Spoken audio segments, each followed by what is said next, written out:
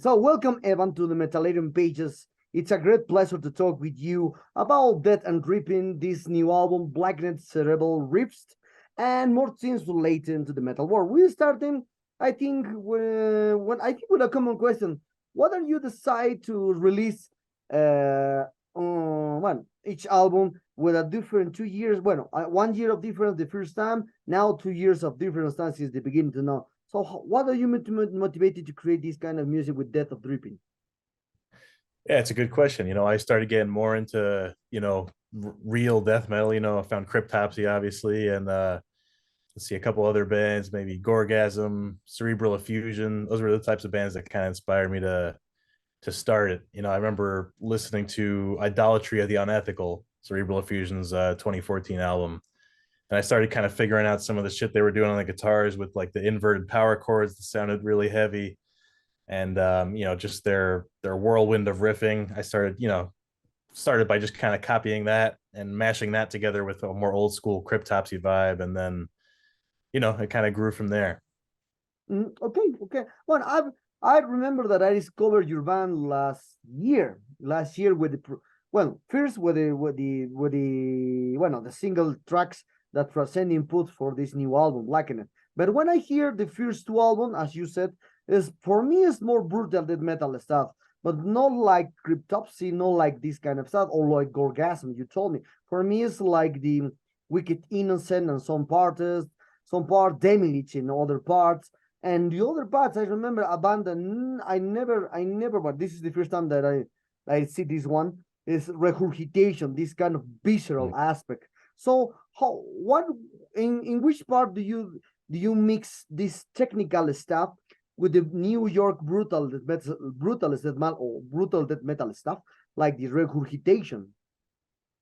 Yeah, good question. Yeah, I like to have a mix, like exactly what you're saying, a more technical style riffing with more groove, but more. I guess a lot of the brutal stuff is more groove based. Mhm. So to me, yeah, that creates a really exciting song, having these technical moments that are kind of challenging both to play and to listen to. And then kind of punctuate them with something that's just really easy. You want to bang your head and just fucking smash somebody's head in or something. And why do you decide to do this band by yourself? Do you find at the beginning to other kind of musicians, because since the beginning to now you are the only musician that record everything? Yeah, good question. I mostly just a practical thing. Like I didn't know a ton of people who wanted to play the exact type of material that I wanted to play when I first started the project. So I just kind of had a really specific vision, and I just wanted to have control over all the whole sound. Okay. And talking about from these blackened cerebral riffs. So, correct me if I'm wrong. Did you record the drum parts for this new album, or it was by drum and one like machine? We did by drum and machine? Yeah, for Black and Cerebral Riffs, I recorded the drums for every release so far. I've recorded all the drums and the other instruments. Wow, amazing, amazing, really, really amazing. Because sometimes it's very difficult to this with this new movement of one man band, black metal, brutal death metal. Brutal metal exists since I remember this Viral Load or Putrid Pile or I don't know, Insidious Discrepancy. These kind of bands are playing just one man and play just with drums with software. No, now you told me that this album is playing by you. That's amazing, man. Thanks. Congratulations, Yeah. because it's very, very, very, very brutal, very brutal. So for you, compared to the previous album and the first one compared to this one, for you, what are the biggest difference that exists already compared to the previous work? One of the biggest differences I'd say is just kind of the overall feel of it. I think is a little more old school this time, which is not necessarily the direction I'm going to go in from here, but that's just maybe one of the bigger differences. Less of like the brutal grooves like we were talking about, and more just riff based. Yeah, I think a lot of Morbid Angel influence came out a lot in this one. Demolic, like you mentioned earlier.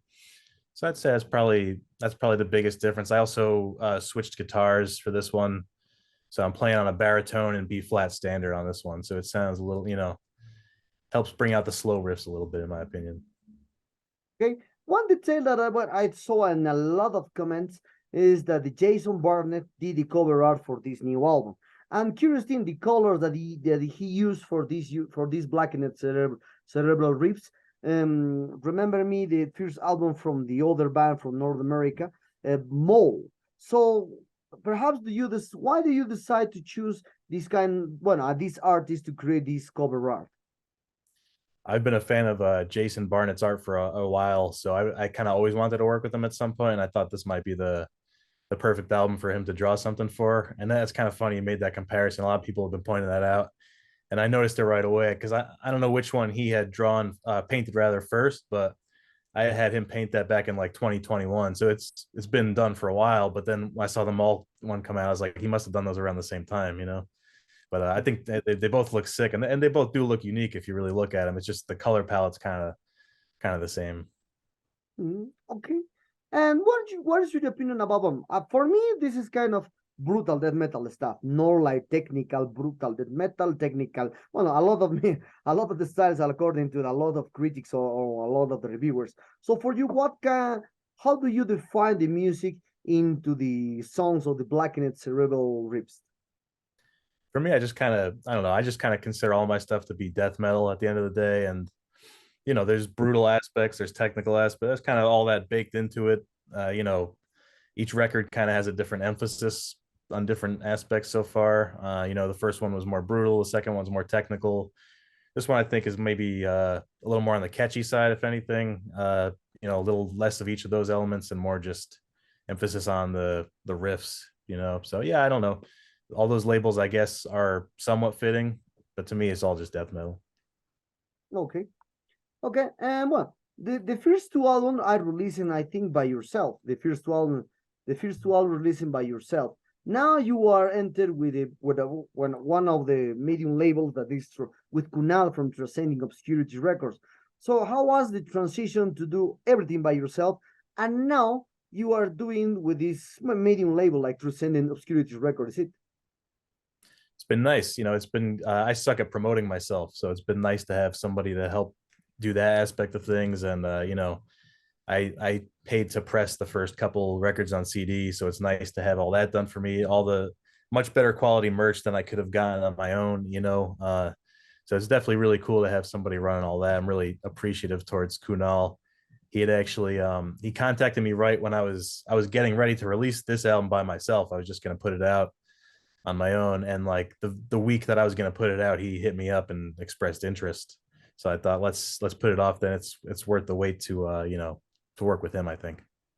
Okay, a question that I think a lot of interviewers ask you is about is there a possibility that Death and Dripping will do live presentations, because it's just one man band, and it's very different. Perhaps you will have in mind that is Death and Dripping are most likely a studio band and not live presentations. Yeah, good question. Yeah, I do actually plan on playing live. I want to make it happen at some point, and kind of have loosely things in the works right now. Nothing concrete yet, so I don't want to say anything, but yeah, definitely something that's hopefully in the works for next year, if not the next 2 years. So that's exciting. Okay, okay. So in this is aspect one for me it's very curious, because now a lot of people are doing the music in by themselves, not creating art, creating a lot of things especially with the eye. With AI now is more easier than the 80s or 90s or the beginnings of 2000s. How do you find one? How do you find the time to create 3 albums in a row, because it's 1 year or 2 years of difference. It's very short time to create 3 albums, and also are you how do you found or how do you collect the money to create this beast? Yeah, good question. Yeah, I just, this is one of my favorite things to do. So I just, all my spare time, I'm basically writing or rehearsing. So I end up banking a lot of material, and then it's just a matter of getting it down to go track it. Yeah, in terms of making recording happen, I usually book just one day of studio time to do drums. I always work with Scott Moriarty. He's a great drum engineer. He mixes the masters all the records in backroom studios here in New Jersey.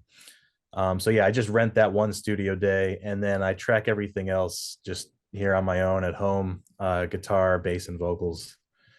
So that helps, save on costs, and it just, gives me more control over the sound as well, which I like. Okay, so now I saw that you play with Bulnificus, with Sentient Horror, and Anal Exorcism. So Death and Dripping is your main band, or perhaps you divide all your talents in all your bands. I would say right now, Dead and Dripping and Sentient Horror take up the most of my time, and then Vulnificus, it's kind of like when we're working on a project together, I'm very involved in it, and then I kind of go back and focus on the other things, kind of back and forth. Anal Exorcism, we haven't done much for a couple of years now, so that's kind of on hiatus. Um, and yeah, I also here and there play with a black metal band called Tomb, so it's kind of a rotation with the two main focuses being Dead and Dripping and Sentient Horror. Okay, okay. So, as you told me, bueno, I think in anal exorcism and your other bands and this band, you one is beyond from Death and Dripping. You are the drummers in the old bands. But now in Death and Dripping, do you consider as a drummer, or perhaps you are much better guitar player than the drummer? Is it? Yeah, I've been playing guitar for the longest out of anything. Been playing guitar for almost 20 years now, drums for like 15 or so. But yeah, I guess I'm primarily a guitar player, but drums feel a little more natural to me. So if and when Dead and Dripping plays live, I'll be playing guitar because I think it's just more comfortable to play live. Okay. Do you think that the music of Death and Dripping, well, for me, the music of Death and Dripping is very refreshing in my way to understand brutal death metal or death metal stuff, because now everything is or experimental, technical, progressive, avant-garde. I love the mixers now in the world, but with the blackened cerebral riffs, your music's more refreshing for me in my brains. So, do you think that the Death and Dripping has a limit to create music or not? Well, thank you. First of all, that's cool to hear that it's a refreshing listen for you. That's what I hope to kind of do for people.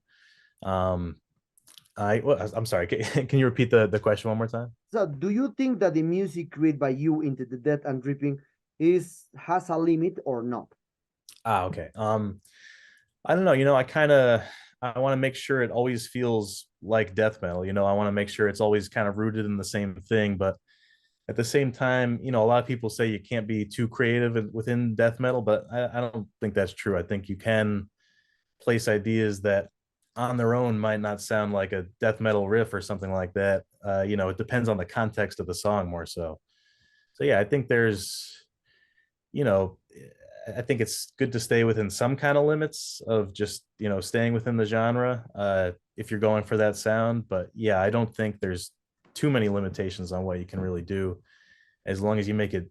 It's more important that it feels like death metal at the end of the day. It's not about a specific sound or anything like that. Okay, well, your vision of the death metal is more focused in the old style, as you told me and as I told you. But what's your opinion about now the people are trying to mix everything with the death metal stuff? One like experimentation, like avant-garde, saxophone in some bands, and a lot of things happening now into the death metal, progressive technical. What's your opinion about now the death metal compared to you kind of sound that the Death of Dripping sounds? So compared to this new kind of band that play everything mixed with the death metal. I like it part of the time. I think, it's, maybe getting a little oversaturated, just like everything else is, though, I guess. So it's not unique in that way. But, I think it's hard to do that well. It's hard to do, incorporate those things and still have it feel extreme and have it feel like it's actually mixed well. And it's not just here's the death metal part and then there's a smooth jazz part for 20 seconds and then, whatever. I think there's a few bands who do it really well, like Imperial Triumphant, I really enjoy. Sarmat is a more underground band that's coming up. They're pretty cool. Sentient Horror played a show with them not too long ago. But yeah, I think it's hard to really make that work. The people who do it really well, and most of the time it just sounds kind of goofy in my opinion. Okay, okay. Well, talking about the future of the band, So what kind of plans do you have for these blackened cerebral ribs? Perhaps, well, you told me that in the next 2 years you will, and perhaps you will do some gigs for the dep and dripping, and well, obviously you will focus more in composing new material for the next year or next years. So what kind of plans do you have for these one to promote much better these blackened cerebral ribs if you don't have the opportunity to play a gigs?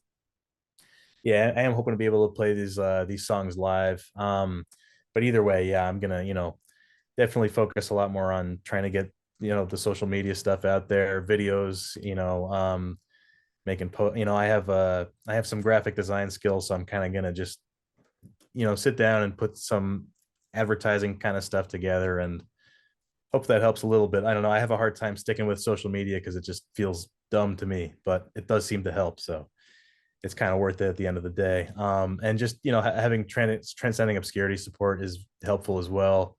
We've been able to sell quite a bit of the CDs with the through the pre-orders, so that's been going well so far. And yeah, like you said, I mean, mainly really hoping to take these songs live. That I think would be the best way to really get them out there.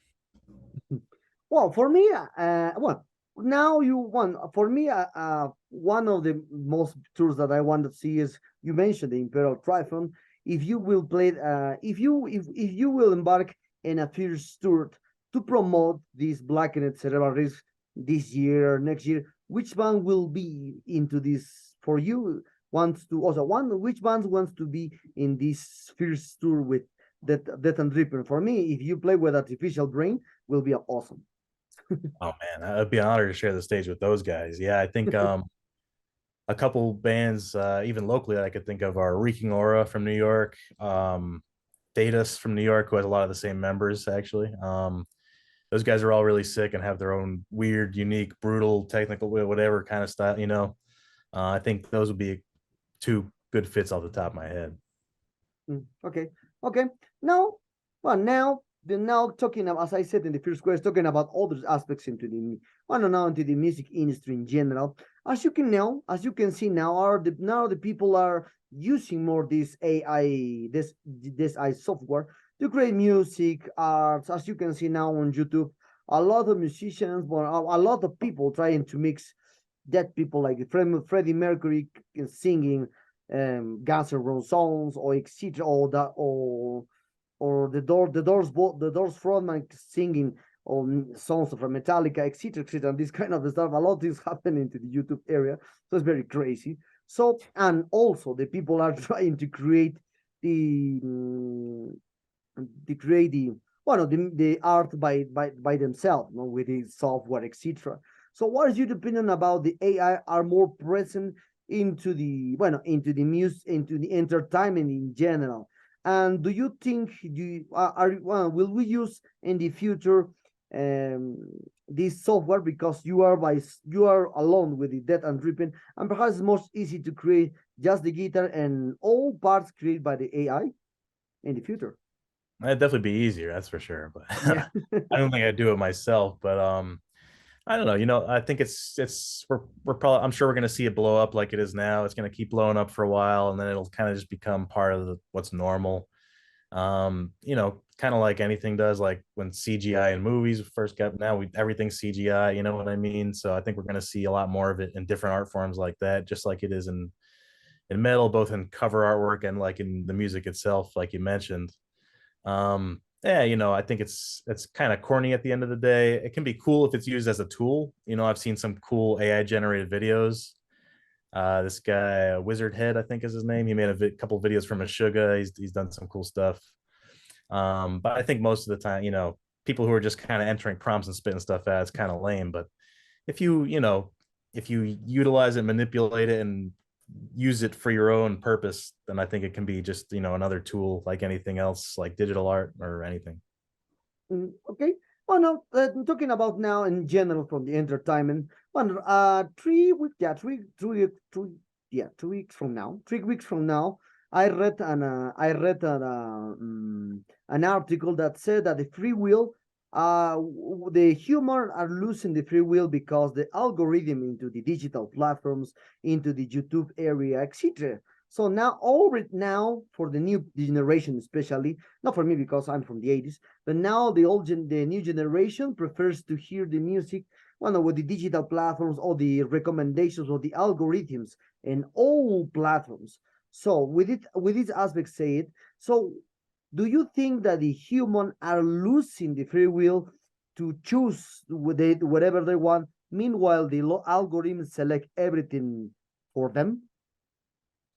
Yeah, it's, I don't think it's humans are losing their creative will altogether. I think that'll always kind of be present and shine through, even if it, kind of wanes a little bit. But yeah, I think it's kind of, it's difficult to, because there are so many options too, it's hard not to have things curated and just give in to the algorithm. You know what I mean? It's hard to do the work for yourself and find stuff that you like. Everything's getting short, songs, movies, everything's getting shorter. People have shorter attention spans. They need to be grabbed right away. So it's, it's definitely not good for 9-minute death metal songs. That's for sure. Okay, so now, what now? So what is the next steps with Death and Dripping for the future?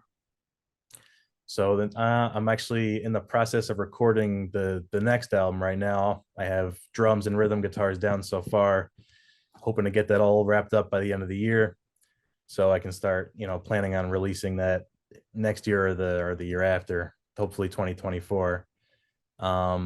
That and just keeping the songs off Black and Cerebral Rifts fresh, because Yeah. ultimately the plan is to play them live, so I don't want to have to relearn everything. So kind of rehearsing that, putting the new album together, and it's been fun. Okay.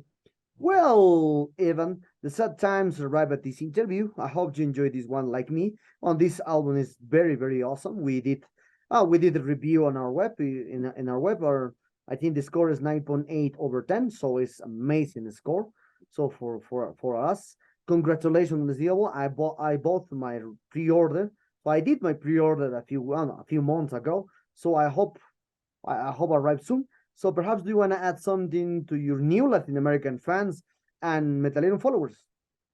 Yeah, I guess. Well, first of all, thank you for the interview. Thank you for your time. I appreciate it, and thank you for taking the time to check out the album, and for your kind words about it. I appreciate that you enjoy it, and I guess for everybody, just check out deadanddripping.com. If you want to place a pre-order, the album comes out August 11th, which is Yeah. like about a week and a half from now. Yes. So there's still some CDs left, some shirts, etc. That's deadanddrippingus.bandcamp.com for that. And thanks for watching.